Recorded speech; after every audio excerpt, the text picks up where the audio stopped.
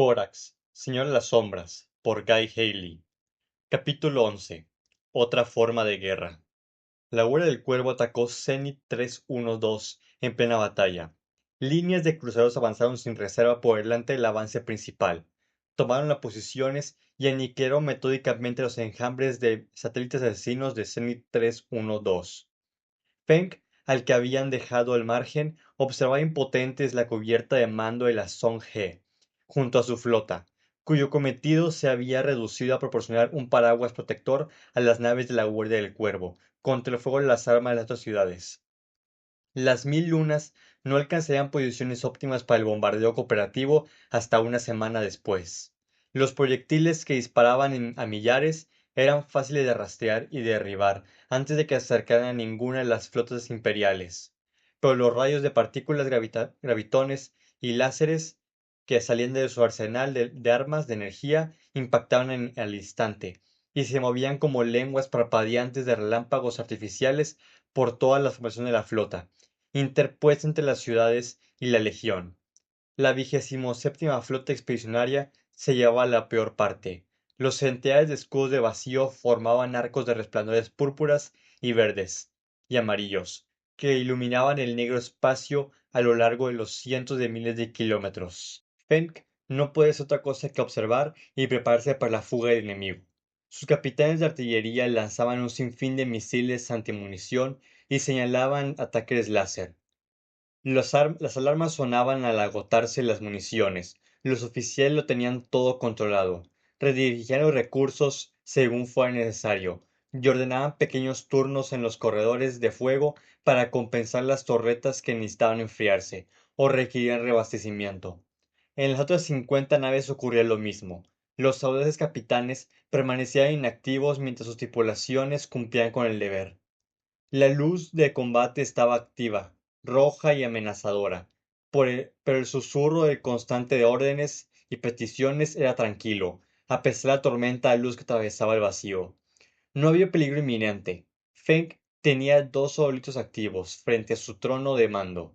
Uno mostraba una vista de representación del sistema y el otro una pictograma imagen real de ataque de Corax, dentro de la esfera representativa. Las mil lunas continuaban moviéndose a través del espacio, mientras las elipses y los círculos de las órbitas habituales se deformaban hacia una espiral a medida que se reposicionaban.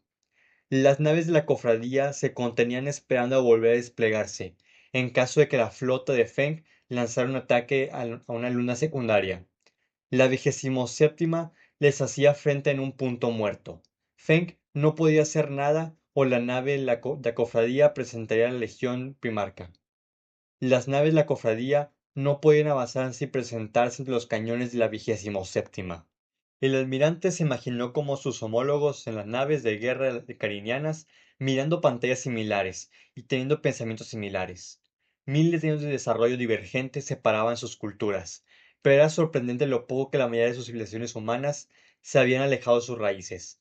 Había extremos, pero pese a los términos absolutos e incontrolables y las divergencias de las ramas del árbol genealógico humanos eran numerosas, constituían un pequeño porcentaje de las lejanas cimillas de Terra. La mayoría de los hombres eran reconocibles como tales, sentían, pensaban y luchaban como cualquier otro ser humano. Había algo común entre ellos, la empatía era inevitable. Feng deseaba que el plan de Corax tuviera razón, tuviera éxito. Sería mucho mejor si la flota de la cofradía entraba en el servicio del emperador, que tener que reducirle a escombros. Al igual que Corax, prefería que los carinianos fueran ciudadanos imperiales vivos que enemigos muertos. Por las mismas razones, Feng sabía que el plan no funcionaría. Las impresiones de demostración del poder de Corax tenían como objetivo mostrar que el sigilo no era su única habilidad. Solo serviría para reforzar la resolución de sus enemigos. Para Corax, los beneficios de la Gran Cruzada eran evidentes. El Señor del Cuervo se había criado entre disidentes políticos. Era un idealista. No podía comprender por qué esa gente se resistía ante las abrumadoras posibilidades cuando había disponible un estilo de vida evidentemente mejor. Solo veía la verdad del emperador. La verdad del emperador. Feng tenía la sensación de que Corax le resultaba difícil relacionarse con sus enemigos.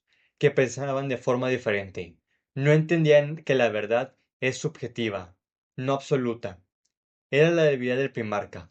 No había forma alguna de que el resto de las mil lunas se rindieran, pasara lo que pasara con Zenith 312. Nada de eso se puede decir en voz alta, ni siquiera sus asesores de mayor confianza ni sus amigos más cercanos. La mayor carga del mando era mantener las apariencias.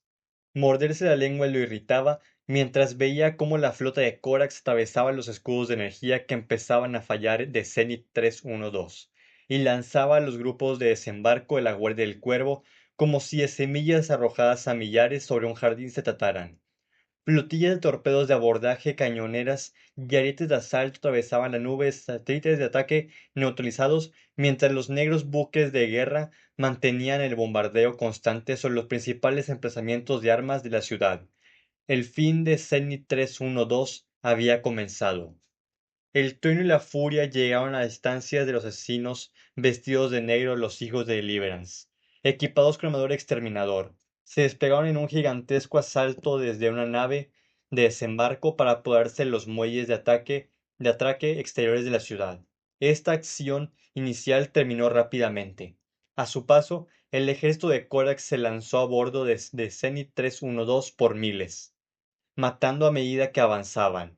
Se dieron órdenes de preservar la vida de los civiles, pero en un asalto tan furioso como este, era seguro que los inocentes sufrirían, y miles murieron.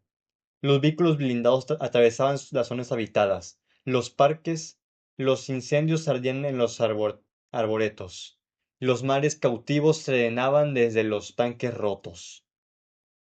Zenith 312 tenía cierta parte de belleza. El filo de la guerra la destruyó. El imperio dictó sentencia con fuego y muerte. Mientras se formaban líneas de batalla estáticas para resistir en los muelles, los grupos de caza de la Guardia del Cuervo se dispersaban en las profundidades de la ciudad. Las fuerzas de defensa de Zenith 312 eran numerosas, pero frente a las legiones astartes tenían pocas posibilidades de sobrevivir, y, ciertamente, ninguna de victoria. Dondequiera que las fuerzas se enfrentaban, la cofradía era varida, en poco tiempo, y las botas de ceramita pisaban los cuerpos destrozados por los proyectiles mientras la legión avanzaba. Una hora después de comenzar el asalto, la mitad de la ciudad estaba bajo control imperial. Poco después, un segundo aterrizaje por sorpresa tomó los muelles de vacío interiores, lo que dio a la Legión un punto de apoyo en toda la periferia de la ciudad. Podía comenzar la operación de desembarco de la cohorte Therion. Una nave de lanzamiento, débilmente armada, entró rugiendo en un hangar de la zona solar. Los rugientes chorros de plasma hicieron estallar los restos que quedaron de la toma de los muelles.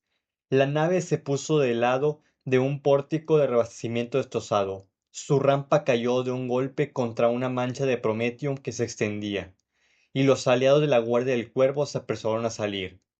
Cuatro escuadras de tropas humanas bien equipadas se separaron en las órdenes filas y se dispersaron por el hangar para tomar un cordón protector. El prefecto Caius Valerius tenía la creencia de que se debía liderar desde el frente. Sus botas tocaron la cubierta hedionda mientras los últimos miembros del grupo de abordaje aún estaban en movimiento. Si sus ayudantes no hubieran insistido en lo contrario, él mismo habría liderado la primera oleada. Valerius se detuvo en medio de la cubierta. Los soldados salían de su moto de aterrizaje y formaban alrededor de sus oficiales en filas ordenadas. Las destrozadas naves de vacío del enemigo ocupaban más de la mitad de la plataforma de aterrizaje. Había cuerpos por todas partes, la mayoría de ellos violentamente diseccionados por los rayos de armas voltaicas. El humo de metal caliente perfumaba el aire. Los incendios se extendían por varios lugares. Los agujeros atravesaban las paredes y las características de cada uno de ellos revelaba el arma que lo había infligido. Las de fusión dejaban estelas de metal. Los cañones láser perforaban agujeros limpios y precisos rodeados de estallidos de carbono. El plasma dejaba agujeros redondos allí donde impactaba los haces explosivos de los proyectiles, y las largas rayas donde hacían los flujos de plasma que habían atravesado las paredes. Un segundo módulo de aterrizaje llegó desde el exterior, ondeó sobre una plataforma de aterrizaje llena de escombros, y se posó con cuidado en un medio de los paneles de reflectores retozados y montones de cables de los que saltaban chispas. Fibras aislantes y trozos de guata vol- volaron por los aires en medio del torbellinos. Había una larga galería de control de tráfico con vistas al hangar, cuyas ventanas recorrían todo lo profundo del muelle, desde el vacío hasta la pared interior. Algunas de sus contraventanas estaban atascadas y el resto estaban levantadas. De tal los cristales agrietados por los impactos de las armas se movieron enormes figuras blindadas, que no guardaban la proporción de los puestos de trabajo que había en el interior. Un par de ventanas habían estallado. El humo de las llamas extinguidas manchaba las paredes. Milontius, llamó Caius a su criado. Conmigo. Sí, perfecto. Un hombre de baja estatura bajó trotando por la rampa. Iba vestido con el uniforme de un oficial, pero sin distintivos de rango. Llevaba dos rifles de láser en el hombro. De su mano derecha colgaba una gran bolsa con los efectos del prefecto. La legión no nos espera. Voy a recibir nuestras órdenes. Tú también vienes. Sí, perfecto, aceptó Milontius. Caius avanzó a grandes pasos a través de las combadas planchas de la cubierta, con Milontius acompañándolo. Un solitario legionario estaba de centinela en la puerta abierta. Hizo un gesto a Caius y Milontio para que pasaran. Unas escaleras conducían a la plataforma de observación. El daño en la cubierta de control del tráfico era peor de lo que parecía desde el exterior. La mitad de los lúmenes estaban rotos. La moribunda maquinaria vomitaba chispas. Un legionero muerto, con el tórax y la armadura de la garganta agrietados, a causa de un reductor. Yacía en el suelo. Los dardos tachonaban su armadura, como un bosque de agujas. Una docena de carineros muertos pagaron el precio por la pérdida de este guardia del cuervo. Yacía en diversas posturas, con sus largos y delgados brazos extendidos y las mandíbulas flojas y los ojos abiertos. Las granadas de fragmentación habían matado a la mayoría y los proyectiles Volter al resto. Los daños colaterales de la explosión habían destruido gran parte de la maquinaria. En los confines de la cubierta, el olor a metal caliente se mezclaba de forma enfermiza con los estómagos abiertos y la sangre seca. Caius se cubrió la boca con un puño al toser. Se había colocado su respirador, pero parecía ser débil ante sus hombres, así que respiró despacio por la boca. Había 3 legionarios en la habitación. Aunque la cubierta era grande, estaba abarrotada de escritorios y equipos de vigilancia. Los espacios de que habitaban los carinianos eran de proporciones extrañas, altos pero estrechos, y los equipos entre las consolas de la habitación eran reducidos. Las manos de los marines espaciales siempre chocaban contra algo cada que se movían. Capitán, dijo Caius llamando a su líder. ¿Es usted representante del prefecto? Le preguntó el capitán. Caius no reconoció la voz. Los capitanes venían, luchaban, morían y se les reemplazaba. Había decenas de ellos en la legión. Soy el prefecto. Le hizo saber. Se irguió ligeramente. De acuerdo con sus jerarquías, relativamente, Valerius estaba por encima del legionario. Mis disculpas, se excusó el capitán. Este se lanzó directamente a explicar las instrucciones sin siquiera presentarse. Tiene que ser nuevo para hablarme de esta manera, pensó Caius. Mi compañía se moverá ahora que usted está aquí. En 36 minutos llegará el primero de los civiles evacuados del distrito 903. Hay una fuente de enfriamiento con el enemigo en ese sector. Dicho sector tenía un nombre local. Todos los planetas, pueblos y bases tomadas por la Gran Cruzada lo tenían. Las fuerzas terranas no tenían tiempo para aprendérselos. Las posiciones imperiales crecían tan rápido que los números tenían que bastar. Hay almacenes en los niveles inferiores, continuó el capitán. Recomiendo que se utilicen para albergar la población civil mientras continúan los combates. Este hangar y sus almacenes están separados del resto. Solo hay una única puerta de carga. Es fácil mantenerlos dentro. Han de pasar procedimiento. Oficiales militares, cualquiera con alguna influencia, primero deben preparar un perímetro y luego pasar a investigar a los civiles. Esto último se lo corroboró. El capitán era nuevo. Caius tenía 70 años. Había hecho esto docenas de veces. le vino a la mente los proverbios teorions sobre el respeto a los mayores y una cierta variedad de maldiciones. Estoy al tanto del proceso, capitán.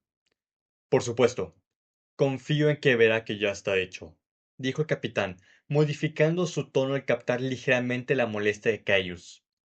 No lo dudo. ¿Qué hay de la comida? ¿Y el agua para esta gente? ¿Cuántos supone que vendrán? Creo que unos pocos miles. Hay un tanque de reserva cerca. Para la comida tendrán que esperar. Con el Primarca, esta batalla terminará pronto, y podrán volver a sus hogares. Dígales eso. Cayo sintió. Corazones y mentes. Ganaremos ambas cosas, le aseguró el capitán. Bajas mínimas. Buen trato a los detenidos. Sonaba como si se estuviera recordando a sí mismo, pensó Caius. ¿Dónde está el Primarca? Preguntó Caius.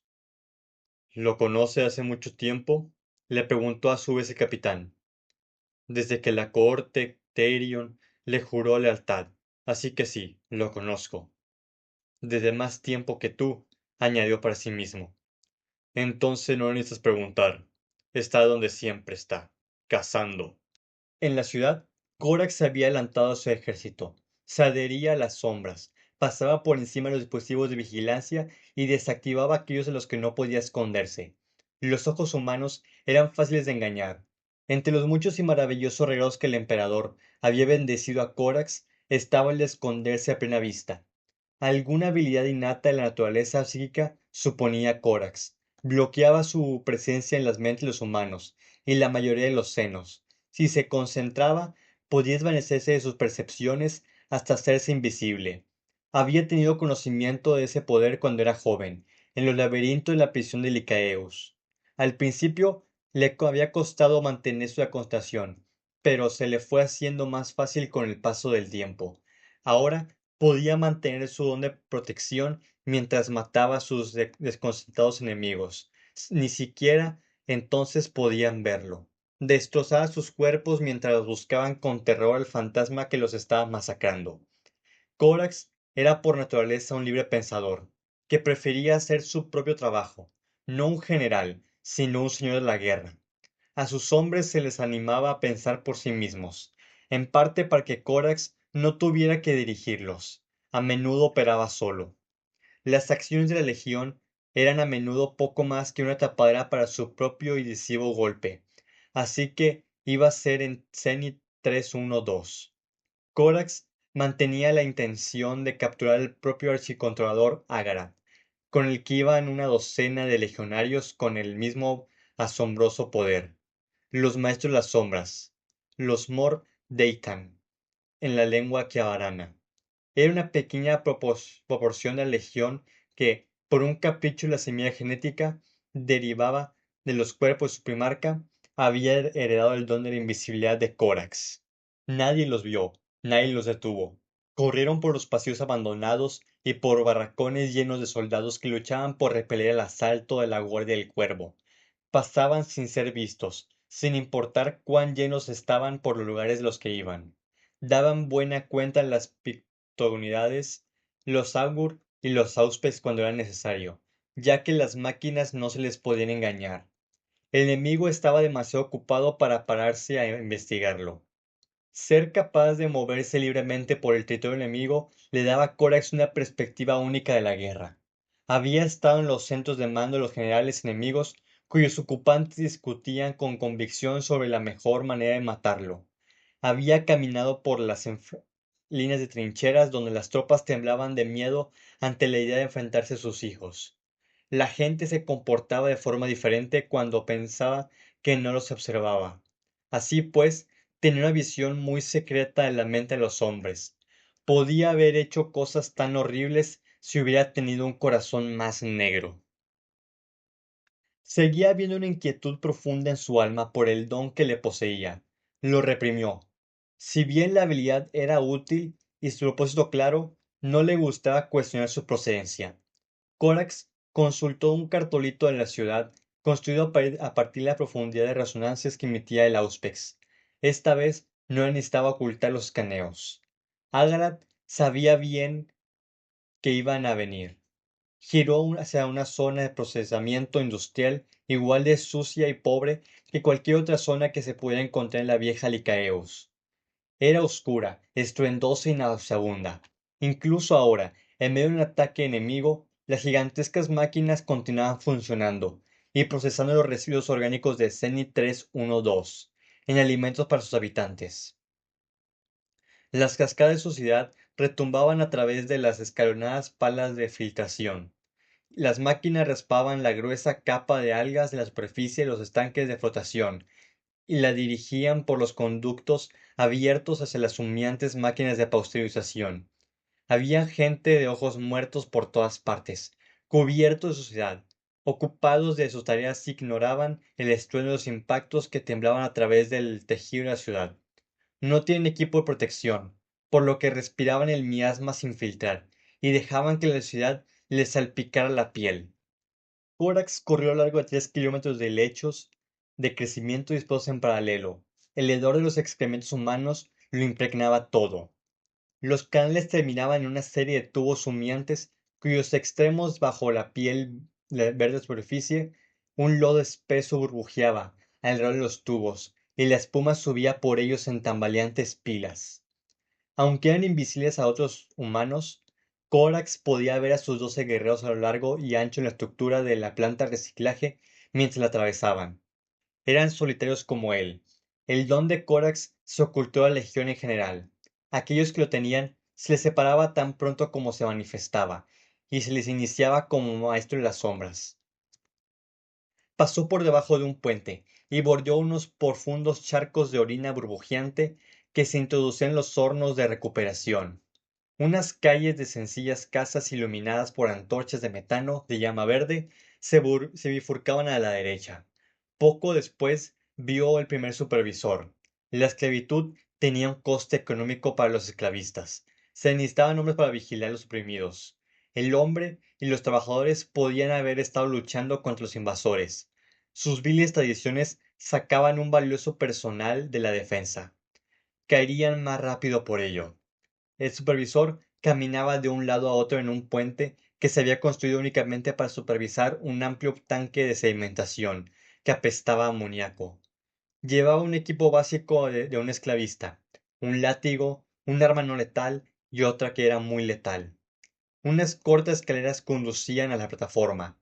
Corax debía haberlo dejado allí, pero no pudo. El simple hecho de que fuera supervisor lo ofendía.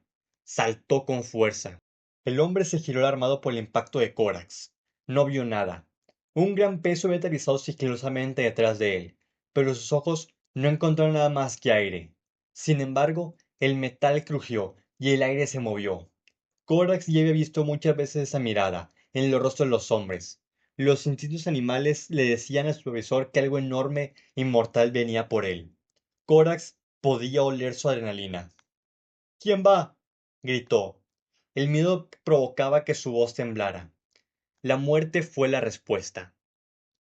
Corax se levantó del suelo por la cabeza, con los dedos mecánicos de su guante rodeando su cráneo. El primarca lo sujetó tan fuerte que no podía respirar ni hablar. Una mano del supervisor agarró lo que hacía y gritó en silencio cuando sus dedos, que no dejaban de agitarse, se encontraron con un filo que los cortó. Cayeron al suelo, la sangre brotó a los muñones. El hombre estaba demasiado conmocionado como para sentir el dolor. Gritó mientras colgaba sobre el tanque. Korak se dejó ver. Por un momento se deleitó con el miedo cuando su rostro y con el casco apareció ante el supervisor. Ningún hombre tiene derecho a tomar libertad de otro, sentenció Corax en el argot de Karinae. El primarca arrancó las tripas del hombre con sus garras de energía. Las vísceras se derramaron al tanque volviéndolo rojo. Arrojó al supervisor aún vivo y asfixiado en los desperdicios. Un líquido caliente y apestoso llenó su cavidad abdominal vacía. Se hundió sin dejar rastro. Justicia, proclamó Corax. Unos rostros asustados miraron a la plaza que albergaba el tanque. Al verse cara a cara con ese monstruo alienígena, la gente gritó y salió corriendo. Pero una mujer se mantuvo firme. Si estaba congelada por el miedo o porque estaba poseída por un gran coraje, al primarca no le importó. A esta mujer Corax le habló con suavidad. Los liberaré a todos y cada uno de ustedes antes de que esto termine. Lo juro en nombre de mi padre. Una segunda figura vestida de metal, más pequeña que la primera, apareció al lado del gigante. Habló en un idioma que la mujer no comprendió. La oscuridad parpadeó. Los monstruos aparecieron de la vista de los mortales.